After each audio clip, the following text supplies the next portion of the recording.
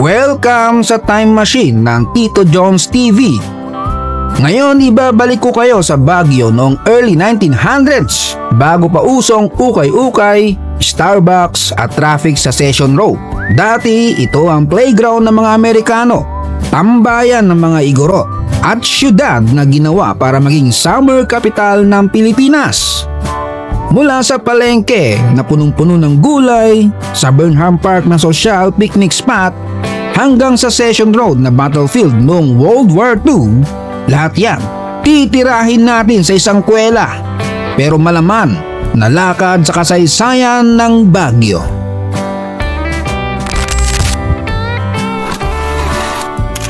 Tito Jones TV.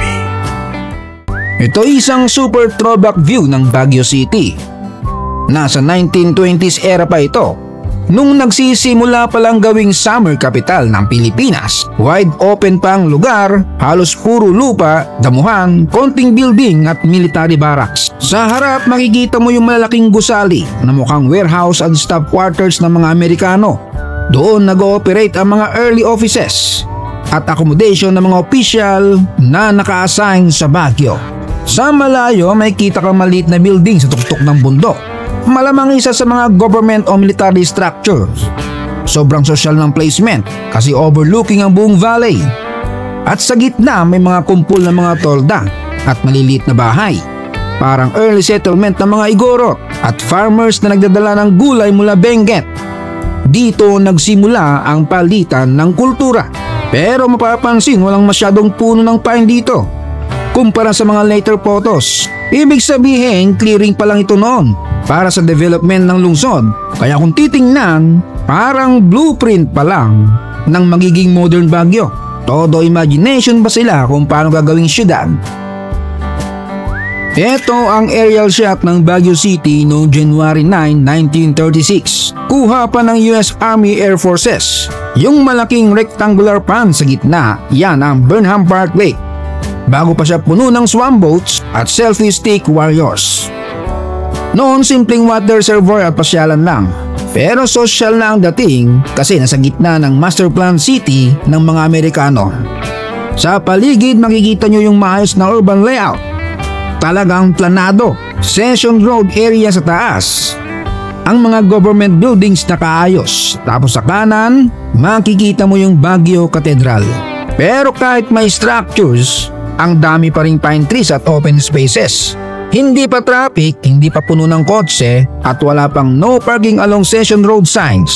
Yung background, Cordillera Mountains. Fresh ang hangin, malamig ang klima, kaya hindi nakapagtataka kung bakit ginawang summer capital ng Pilipinas. Kung ngayong drone shot ang astig, noon airplane pa ang kailangan para makuha ang ganyang bird's eye view ng Baguio. Ito ang early 1900s vibes ng mga Igorot community sa Baguio area. Bago pa dumating ang mga ukay-ukay, yung mga nakaupo sa harap, mga bata at kababaihan, naka-traditional woven blankets na gamit nila pang proteksyon laban sa lamig. Mukhang mga galit, baka kasi stolen shot. Maliban kay kuya na isang oras pinagandaan yung shot.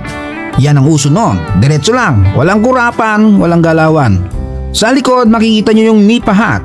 Traditional bahay kubo style na tirahan. Simple pero matibay, gawa sa lokal materials. At swak sa malamig at maulang klima ng Benguet. Karamihan ng litrato noon kuha ng mga Amerikano at explorers na unang dumating sa Baguio. Ang paligid preskong bundok, puno ng pine at matabang lupa. Ang buhay nila umiikot sa farming, terrace planting at simpleng pamumuhay. Malayo sa gulo ng lungsod pero malapit sa puso ng kalikasan. Ito yung classic na eksena noong early 1900s sa Session Road area. Yang Baguio Grocery Company, parang mall na yan noon. Kung ngayon SM Baguio ang tambayan, noon ito yung social na pamilihan ng mga Amerikano at mga ilustrado. Kita mo yung tindahan, may magazine stand pa sa gilid. Parang National Bookstore at 7-Eleven in one. Ang mga chika bebe nakaeleganting damit at sombrero, tipong Baguio Fashion Week 1920s edition. Yung mga lalaki naman nakaputi at may pit helmet. Mukhang galing safari pero kape lang palang bibilhin. May mga tambay din sa kanto, classic Pinoy. Kahit anong era, may tropa na kaupo lang at nanonood ng tao. Yung iba parang may inaabangan. Sa gilid may lumang kotse na parang galing Fast and Furious. Vintage drift.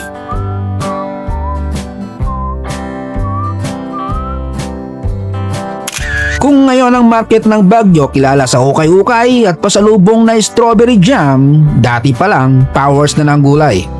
Kita nyo yung mga basket ng repolyo, sayote, sibuyas, patatas, kompletos ricados. Hindi pa usang organic section noon kasi lahat organic na by default. At syempre fashion parade din. May nakabarong Tagalog, may naka-Amerikana, may nakasimpleng barot saya. Sa background may makikita kang lumang bus, parang mini version ng Victory Liner pero 1930s vibes. Yun yung nagsasakay ng mga tao papuntang Session Road, Burnham Park at syempre Baguio Country Club kung social ka.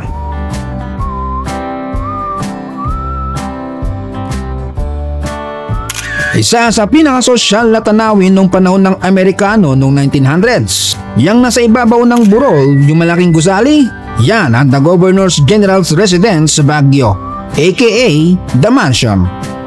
Bago pa siya maging presidential summer house, dito nagbabakasyon ang mga Amerikano para iwas init ng Maynila.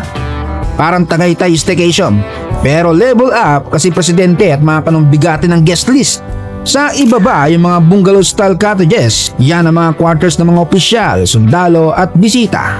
Parang exclusive subdivision ng mga elite nung panahon na yan. May gazebo sa harap, perfect spot para sa chika, afternoon tea at martes session ng mga Amerikanang naka-long dress. Session Road, corner Mabini Street, 1962. Prime tambayan noon hanggang ngayon.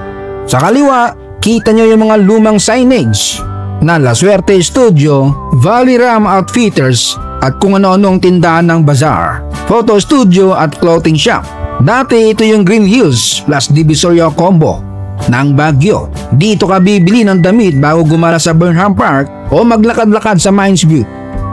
Sa kalsada may unanong jeep na parang galing Baguio Plaza papuntang Traconville o Aurora Hill. May mga sedan na sosyalin, owner jeep at dilaw na taxi. Ang mga tao kanya-kanyang bitbit ng bayong, supot at bagahe. Lahat alerto kasi baka mabangga ng jeep. Ito ang Baguio Stone Market, yung OG version ng palengke. Bago siya masunog at paulit-ulit na ma-rebuild. Yung malaking gusali na bato sa kanan, yan yung main market hall kung saan nakalagay ang mga produkto. Sa harap, grabe ang pila at siksikan, parang divisorya ng Cordillera. Ang mga igorota, naka-traditional tapis, nakaupo sa gilid, hawak ang mga bayong at basket, ready to sell ng gulay, kamote at kung ano-anong ani mula bundok. Halo-halo ang mga tao, may mga nakabarong, naka-Amerikana at mga nakasombrero na Amerikano. Dito galing lahat ng fresh produce na kakainin ng buong Baguio at mga turista sa Burnham at Cam John Hay. At syempre dito rin nag-uukay ng kwento, chismis at palitan ng kultura.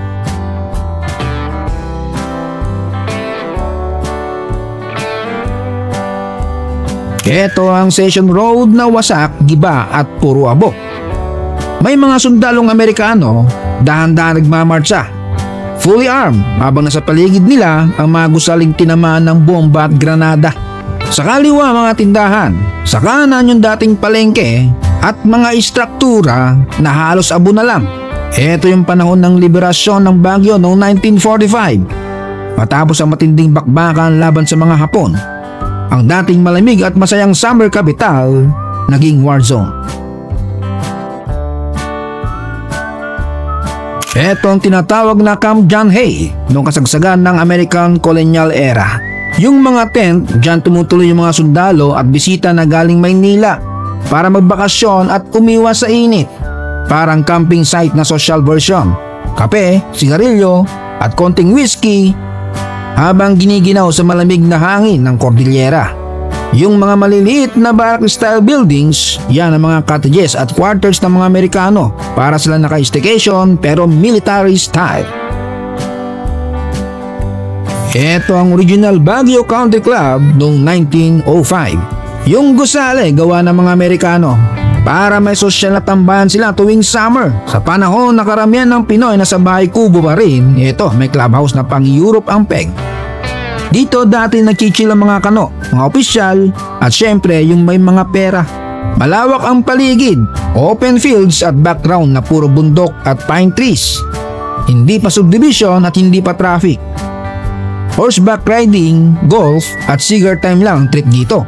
Kung ngayon ang Baguio Country Club ay pang golf at pang hotel staycation, noon ito yung tropa spot ng mga Amerikano para uminom, magyosi at mag-relax sa malamig na hangin. At ito ang pinaka-iconic na pasyalan sa Baguio, ang Burnham Park noong 1930s. Hindi pa puno ng bikes for rent, kundi malawak na open space na parang sosyal na picnic ground.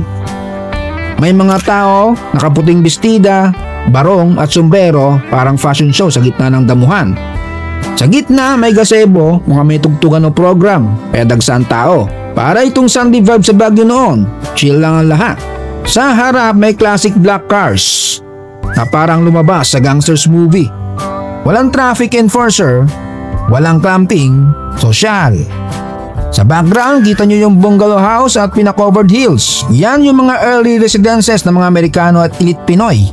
Parang exclusive subdivision na may view ng buong Burnham.